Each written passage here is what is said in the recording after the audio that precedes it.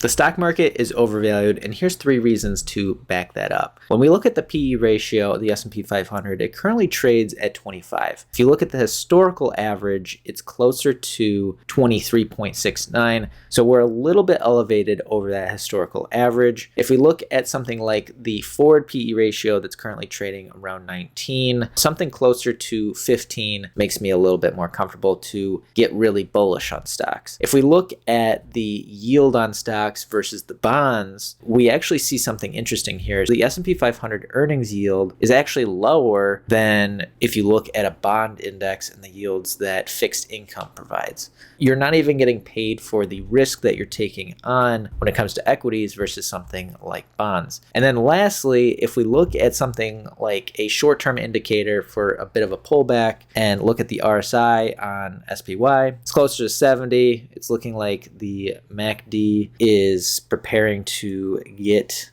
a bearish divergence. And then pair that also with the VIX, looking at volatility, that's trading pretty low, closer to 13 when it's at this lower base. Fear is lower.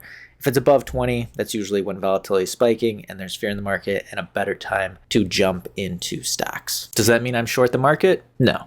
It just means that I'm more cautious here, definitely like having a little bit more cash and being extremely selective when I am investing in individual stocks.